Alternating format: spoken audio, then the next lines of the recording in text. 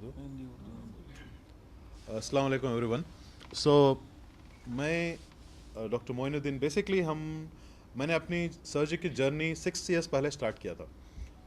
पहले क्या था सर्जरी के, वो यहाँ आने के पहले बॉम्बे, बैंगलोर, बॉम्बे, गुजरात, दिल्ली, बॉम्बे, वहाँ सब हमने सर्जरीज किए हैं।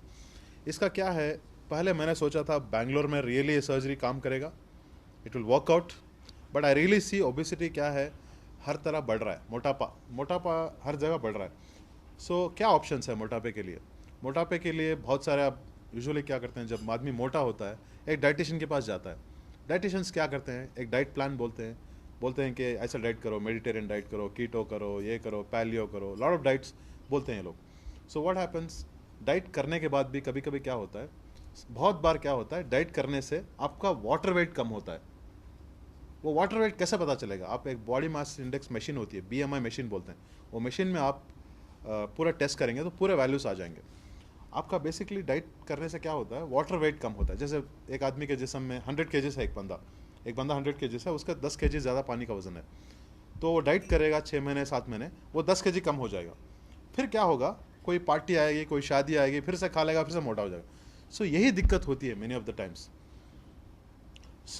डाइटिशियन के पास जाते हैं, देन व्हाट हैपन्स, वो डाइट फेल हो जाती है और अपने आप वो एडवर्टाइजमेंट देखती हैं, वो क्या है, कीटो डाइट, वो डाइट, ये डाइट, और हर्बल लाइफ, वीके, बहुत सारे डाइट्स वो देखते हैं advertisement, they try to do it. उसके बाद क्या होता है, थोड़ा वज़न कम होता है, फिर वापस कम होना, वापस। दिक्कत क्या होती है इसमें, बेसिकली जब आदमी वज़न लूज़ करता है ना, गेन करने, फॉर एग्जांपल आपको 3 महीने लगे 10 kg कम करने, जब गेन बैक करने में 1 महीने में वापस आ जाता है। आदमी क्या करता है, थक जाता है, बहुत सारे अटैम्प्ट्स, फेल्ड अटैम्प्ट्स हो जाते हैं। फिर आदमी सोचता है क्या करना है, तो हमारे पास आते हैं। फिर भी हम क्या करते हैं, लाइफस्टाइल मॉडिफिकेशन, वो क्या है, थोड़े थोड़े चेंजेस बोलते हैं ज़िंदगी में, लाइक थोड़ा फिजिकल एक्टिविटी करो, वॉक करो, और थोड़ा ट्रेडमिल करो, ये सब चीज़ें हम करते हैं। फिर भी आदमी फेल हो जाता है, तो सर्जरी का ऑप्शन हम दे देते हैं उनको। आपकी जर्नी कैसी रही यहाँ तक? हाँ सर, पूरी जर्नी बताऊँ या मणिपाल की जर्नी? हाँ सर, मणिपाल में पहले विक्रम था नाम उसका, जैसे मैंने स्टार्ट किया था। 3 साल हो गए सर विक्रम में, हॉस्पिटल में। टू बी वेरी फ्रैंक, पहले था शायद डिपार्टमेंट, पर मैंने खुद से डिपार्टमेंट स्टार्ट किया है मणिपाल में, मिनिमल एक्सेस सर्जरी। और मिनिमल एक्सेस सर्जरी में क्या है, हम लोग कोई भी सर्जरी हो, छोटे होल डाल के करते हैं। जैसे आज की सर्जरी की बात करूँ, उसको 2-3 बार हेर्निया हुआ था, 3-3 4-4 हेर्निया था एक पेशेंट को। उन्होंने काट काट के किया था, तो वापस आ रहे थे हेर्निया। जब भी कोई ऑपरेशन काट के करते हो, स्टिचेस डालते हो, चंद दिन के बाद, 1-2 साल 3 साल के बाद थोड़े स्टिचेस लूज होते हैं। जैसे आप सिजेरियन का स्कार होता है, कॉर्नर में थोड़े स्टिचेस लूज हो जाते हैं, बिकॉज कोई भी स्टिच ना 100% प्रूफ नहीं है, समझे ना, काट के करने पर, तो उधर से एक हर्निया आता है। वो क्या होता है, इसलिए हम लोग जो भी सर्जरी है छोटे होल्स डाल के करते हैं, चाहे गालब्लैडर स्टोन हो, पित्ते में पत्थर, या फिर हर्निया हो, यूट्रस हो, कोलन हो, कोई भी चीज़, पैंक्रियास हो, सब सर्जरी छोटे होल से कर सकते हैं। दूरबीन कैमरा डाल के कर सकते हैं। इवन मोटापे का सर्जरी भी छोटे होल डाल के करते हैं। इसका एडवांटेज क्या है? इसका एडवांटेज ये है, इसका मुनाफा ये है कि आदमी एक ही दिन हॉस्पिटल में रहेगा, 1 या 2 दिन हॉस्पिटल रहेगा, ज़्यादा से ज़्यादा दिन, और जल्दी चलेगा, बिकॉज छोटे होल्स डालेंगे ना, ज़्यादा पेन नहीं रहेगा। आप काटोगे तो सांस लेने में दिक्कत हो जाएगी आपको, बिकॉज आपको सांस लेना है। सांस कैसे लेता है आदमी? पेट और छाती से लेता है, सांस लेता है। विमेन में अलग है, विमेन में कैसा, छाती और पेट से लेते हैं। क्या होता है, जब पेट पे काटा हुआ है, स्टिचेस डाले हुए हैं, आदमी सांस लेने के लिए दिक्कत होगी, और उस दौरान क्या होगा, आदमी थोड़ा ब्रीथिंग डिफिकल्टी होगी, और हिलना नहीं है, स्टिचेस इन्फेक्ट होना, ये सब कॉन्सेप्ट है ही नहीं मिनिमल एक्सेस सर्जरी में। इसको मिनिमल एक्सेस सर्जरी बोलते हैं, MAS। छोटे होल्स डाल के कोई भी सर्जरी कर सकते हैं पेट के। हमने 3 साल पूरे कर लिए, बैरेट्रिक 200 के ऊपर हो गए, लैप्रोस्कोपी बहुत हो गए, 600-700 हो गए होंगे। हॉस्पिटलाइजेशन ज़्यादा नहीं होता, हॉस्पिटल में आदमी को 1 या 2 दिन रहना पड़ता है, और अगले दिन अपना काम को भी ज्वाइन कर सकता है। साइड इफेक्ट्स हैं या? सर वही से बता रहा हूँ सर, सेम काम कर रहे हैं तो साइड इफेक्ट्स कम हो गए। फॉर एग्जाम्पल एक टीवी मैकेनिक होगा, आपको जैसे फॉर एग्जांपल वो 3 साल से मैकेनिक रिपेयर कर रहा होगा, तो अब आके चेक करेगा, तो आप टीवी ऑन करते बोल देगा ये प्रॉब्लम है, समझे ना? What I mean, we are doing the same thing, same हर चीज़ ऐसे मैकेनिकल वर्क, यही काम कर रहे हैं तो कॉम्प्लिकेशंस का सवाल नहीं उठता सर। फिर भी क्या होता है, थोड़े हाई रिस्क पेशेंट्स होते हैं, उनको हम समझा देते हैं कि ये प्रॉब्लम हो सकते हैं। लाइक फॉर एग्जांपल कुछ पेशेंट्स आते हैं कि ज़्यादा क्रिएटिनिन होता है, उनका शुगर अनकंट्रोल होकर क्रिएटिनिन ज़्यादा होता है, कुछ लोगों का बीपी बहुत ज़्यादा होता है 200 के ऊपर। वैसे लोगों को हम एक्सप्लेन करते हैं कि ऐसा ऐसा है। तो क्या करते हैं हम लोग, अपने फिजिशियंस को, अपने एंडोक्रिनोलॉजिस्ट को, सबको भेजते हैं। वो थोड़ा पेशेंट को ऑप्टिमाइज़ करेंगे, तैयारी करेंगे पेशेंट की। और फॉर एग्जाम्पल बहुत सारे पेशेंट्स को क्या है, ऑक्सीजन सैचुरेशन, मोटापे के कारण ऑक्सीजन सैचुरेशन कम होता है। जब फॉर एग्जांपल बैठे बैठे 60 में चले जाता है, 50 में चले जाता है ऑक्सीजन सैचुरेशन, स्लीप एपनिया बोलते हैं, कराटे, ज़ोर ज़ोर से कराटे। उन तरह के पेशेंट को हम क्या करते हैं, पल्मोनोलॉजिस्ट के पास भेजते हैं, लंग के डॉक्टर को, ताकि वो थोड़े नेबुलाइजेशन चालू करे, वो मशीन लगाए, प्रिपेयर करते हैं। किसी भी चीज़ के लिए तैयारी करनी ज़रूरी है, जैसे जंग के लिए तैयारी ज़रूरी है, ऑपरेशन के लिए भी तैयारी ज़रूरी। सही तैयारी करेंगे और सही हॉस्पिटल, सही डॉक्टर सेलेक्ट करेंगे, प्रॉब्लम्स कम होंगे। सही हॉस्पिटल, गलत डॉक्टर भी चलेगा नहीं, अच्छा डॉक्टर गलत हॉस्पिटल भी नहीं चलेगा।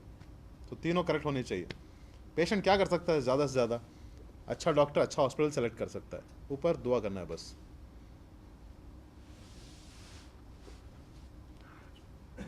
एक message for the people in general, particularly those who are already suffering from some tips and tricks which may help them avoid surgeries. हाँ जी सर, कभी कभी ऐसा होता है कि कुछ पेशेंट्स सर्जरी करवाना चाहते हैं, उनके हेल्थ इश्यूज अलाउ नहीं करते सर्जरी कराने के लिए, जैसे बाईपास हो गया, फिर भी करते हैं। ज़्यादा उनका हार्ट फंक्शन बहुत कम है, उनकी लंग की कैपेसिटी बहुत कम है, क्या उनको एनेस्थीसिया नहीं दे सकते। इस तरह के पेशेंट को हम बोलेंगे कि मीठों से दूर रहो, मीठा और शुगर से दूर रहो, ताकि एटलीस्ट आपका जो वज़न है वो आगे ना बढ़े। और नंबर 2, राइस अवॉइड करो, जितना हो सके उतना अवॉइड करो। फिजिकल एक्टिविटी करे तो अच्छा है, बट मेजॉरिटी क्या होता है लोगों में, वो नी पेन्स होते हैं, तो आपको अलाउ नहीं करते। तो एटलीस्ट डाइट चेंजेस करने की कोशिश करो। अगर नहीं हुआ तो हमारे पास ज़रूर आ सकते हैं, हम कुछ करेंगे उसके लिए। आप सर्जरी करेंगे? नहीं, सर्जरी नहीं करेंगे, डाइट चेंजेस करेंगे। और कुछ ऐसे भी हैं ऑप्शन, जैसे बलून भी डाल सकते हैं उन लोगों के लिए, गैस्ट्रिक बलून भी डाल सकते हैं, वो भी ऑप्शन है। बट प्रॉब्लम क्या है, बलून का इशू क्या है, बलून ज़्यादा टॉलरेट नहीं कर पाता पेशेंट, समझे ना, इसलिए हम ज़्यादा बलून को प्रमोट नहीं कर रहे हैं, समझे ना। थोड़ी वोकारी आई जैसा रहता है हमेशा, थोड़ा हमेशा वो बलून पेट में रहता है ना, फ्लोट होते रहता है। तो जब भी स्टमक वॉल को टच करता है, थोड़ा नॉशिया फीलिंग, थोड़ा वोकारी जैसा फीलिंग आता है, इसलिए बलून ज़्यादा प्रमोट नहीं करते हैं। किस कंडीशन में वो डाला जाता है? बलून फॉर एग्जांपल आप 10-12 kg ज़्यादा हैं तो उनके लिए बलून डालते हैं। उससे फायदा होता है 4-5 kg तक कम हो सकता है, बट मेरे हिसाब से अगर 4-5 kg कम करना है तो डाइट से ही कर लो, बलून के पास जाने की ज़रूरत क्या है।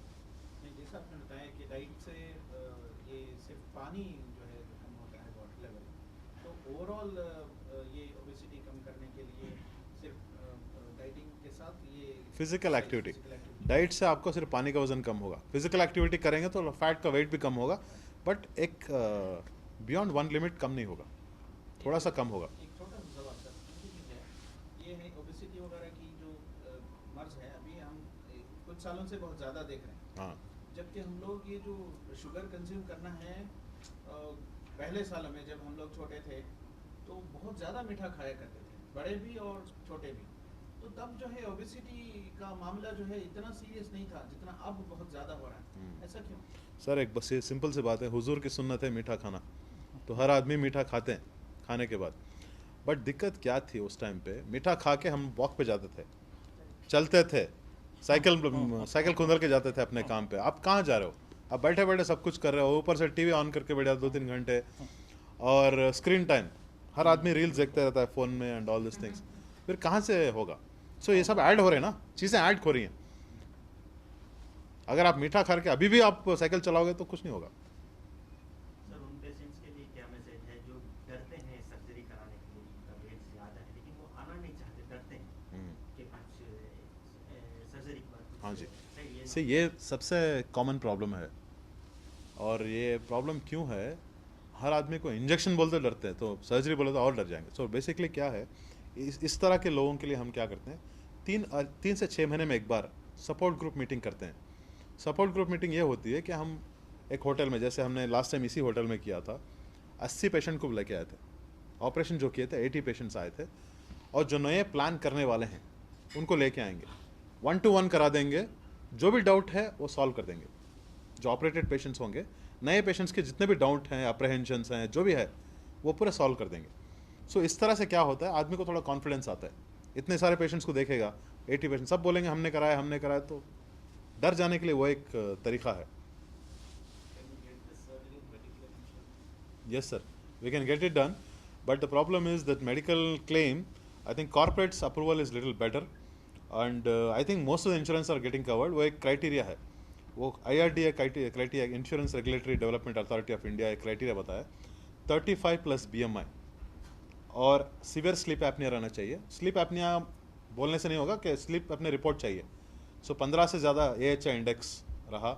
Number 2, obesity related cardiac issue रहना चाहिए, या फिर अनकंट्रोल्ड डायबिटीज़, इवन दो दवाई से देने से कंट्रोल नहीं होगा। तो ये क्राइटेरिया में definitely any insurance has to cover. But हमेशा इंश्योरेंस का दिक्कत क्या होता है, वेटिंग पीरियड होता है, वो पेशेंट्स को समझना चाहिए। आप इंश्योरेंस इमीडिएट ले लेंगे तो इमीडिएटली कराएंगे तो नहीं होगा। सो 2 से 3 साल वेटिंग पीरियड हमेशा होता है इंश्योरेंस का। सो वेटिंग पीरियड और IRDA क्वालिफाई होंगे, करेंगे तो डेफिनेटली फ़ायदा होगा। अगर वो क्लेम नहीं करते तो रीइंबर्समेंट के लिए जा सकते हैं। अगर रीइंबर्समेंट में फेल होता है तो definitely case can be win, court में डालेंगे तो केस विन हो जाएगा। रिसेंटली आप देखा, लास्ट मंथ भी एक केस जीता था इन्होंने, एक मोटे पेशेंट ने जीता था कंज्यूमर कोर्ट में, तो उन्होंने पूरा रिइंबर्स किया उनका पैसा, because IRDA guideline self says कि this is the criteria. After all the process is done, down the lane, after a year or two, does the patient will have a problem in breathing or infections, or he might have a loss of his life? No, sir. So this is all a myth, sir. This is all a myth. For example, my personal experience, I'll tell you. I'm into this obesity field from last 12 years. Here we have around 6 years in Bangalore. If you really see this patient, none of the patient died. Understand, right? But there is one problem which can happen over a period of time. They may gain little weight. They say, for example, they would have lost 40 kg, 50 kg. They may gain back 6 to 7 kgs or 8 kgs. That scene we have seen. But losing weight, what happens? I'll tell you what happens. Life is like a journey. The lesser the luggage, the longer the journey. Understand, right? आप अगर 2 luggage पकड़ के चलोगे, how much distance you will walk? If it is 1 luggage, if there is no luggage, you walk longer. That's what I'm going to do. I'm reducing the luggage of the body. So definitely, if you really see with the common sense, definitely, जितना weight कम होगा, उतनी longer the journey होगी. Understand, sir? Surgery कराने से ज़्यादा, ना कराने से नुकसान ज़्यादा है। और क्या है, मोटापा एक बार बढ़ने लगा, there is something called fat set point. For example, अगर मेरा फैट सेट पॉइंट 100 के आसपास है, ठीक है, मैं फॉर एग्जांपल रमज़ान में पूरे रोज़े रखा, I lost 6 kgs water weight, Bakrid के पहले I am back to 100, because मेरा फैट सेट पॉइंट 100 पे है। ये मोटे पेशेंट जो होते हैं ना, इनका फैट सेट पॉइंट बिगड़ जाता है। सो क्या होता है basically, fat set point derange हो जाता है। तो क्या है, आदमी बढ़ने लग जाता है। जैसे हमारा बढ़ेगा फिर कंट्रोल होगा, वो सब नहीं होगा। सो जैसे फॉर एग्जांपल, अब मोटा पेशेंट पकड़ के चलिए, 120 kg है पेशेंट, उसको डर है सर्जरी नहीं कराना, ये सब चीज़ें। 6 महीने 1 साल के बाद फिर हमारे पास आएगा, देर होगा मगर आएगा। उस टाइम पे क्या होगा, उसका वेट 130 140 होगा, और दिक्कत हो जाएगी सांस लेने में, चलने में, फिरने में, डॉल। जितना डिले करेंगे उनको ही नुकसान है। समझ गया ना सर? सो हमारा कोई ऐसा पेशेंट डेथ ये वो सब नहीं है sir. So cost varies from weight to weight, or नहीं सर, पर केजी नहीं है। एक स्टैंडर्ड कॉस्ट है। मे भी शायद हाई रिस्क पेशेंट्स को थोड़ा ज़्यादा ICU की ज़रूरत पड़ी तो ज़्यादा है, बट नहीं तो अप्रॉक्सीमेटली 3 लाख से चालू होता है सर। 3 लाख से शुरू होता है। It can go to 5 lakhs also, it depends on the room and ward. Sir, बहुत से लोग जो मोटापे के लिए जिम जाते हैं, जिम हमने देखा है रिसेंटली कि जिम जाकर ज़्यादा करने से क्योंकि वो मानसिकता जल्दी दुबले हुआ और ज़्यादा जिम करते हैं, इससे हार्ट अटैक भी आता है। तो इसके लिए आप क्या सजेस्ट? सर मैं क्या बोलता हूँ, हमेशा देखो, जिम में हर तरह के लोग होते हैं। जो 3 साल से जिम कर रहा है, 2 साल से जिम कर रहा है, 1 साल से। मैं अगले पहला दिन ज्वाइन हुआ, मैं क्या सोचता हूँ, इधर उधर देखता हूँ, कोई आदमी 100 kgs उठा रहा है और मैं अपने आप को डिमीन नहीं करना चाहता, तो मैं भी 50-60 kg, यह गलत है। हमेशा वेट ट्रेनिंग ग्रेजुअल होनी चाहिए। और जिम जाने से कुछ नहीं होता सर, डाइट फर्स्ट चेंज करना है। जिम जाने के पहले डाइट चेंज करना है, फिर जिम करना है। आप सिर्फ मीठे खा रहे हो फिर जिम जा रहे हो, फ़ायदा ही है ही नहीं बिल्कुल। सो आप फर्स्ट डाइट रिस्ट्रिक्शन मतलब क्या है, मीठे कम करो फिर जिम जाओ, फ़ायदा होगा आपको। और हमेशा देखो एंड्योरेंस पावर आदमी का होता है, स्लोली ग्रेजुअल बिल्ड करना है। अब आपने देखा होगा बहुत सारे लोग क्या करते हैं, सडनली जाके 180 केजीज उठाते हैं, हमारे पास हर्निया बन के आ जाते हैं, हम हर्निया के लिए करते हैं। सो सजेशन क्या है, अगर ये लोग ग्रेजुअल ट्रेनिंग करते हैं तो मसल का टोन बनता है, इनका मसल का टोन बनता, कभी हर्निया नहीं आता। सो ये लोग क्या करते हैं, जैसे जवान बच्चे आजकल मैं देख रहा हूँ हर्निया कर रहा हूँ इन बच्चों को। सो बेसिकली क्या है, जाके सडनली वेट उठा देंगे, डंबल 30 केजी का उठा देंगे। इससे क्या होगा, एब्डोमिनल वॉल का एक स्ट्रेंथ होता है, ये स्ट्रेंथ के बियॉन्ड, फॉर एग्जांपल मेरा स्ट्रेंथ है एब्डोमिनल वॉल का 10 केजी है, 12 केजी डंबल, मैं क्या करूँगा 30 केजी का उठाऊंगा तो डायरेक्ट प्रेशर पेट पे पड़ेगा।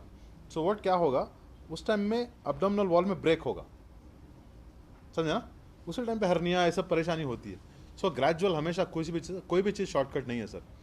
इवन आप बोलते हो कीटो डाइट, लोग ना 30 केजी 40 केजी 50 केजी लूज़ करते हैं, but long term side effects क्या हैं। सो हमेशा बैलेंस डाइट एक होता है, और बैलेंस डाइट, कीटो डाइट 18वीं सेंचुरी में भी आया था, फिर भी आया, फिर गया, फिर आया, बट कोई भी चीज़ बैलेंस डाइट को बाईपास नहीं कर पाई। तो बैलेंस डाइट एक सबसे अच्छा तरीका है, और जिम और ये सब चीज़ है ना सुपरविजन में करनी चाहिए सर। ट्रेनर को रखने में थोड़ा खर्चा होगा, बट करेंगे तो सही होगा।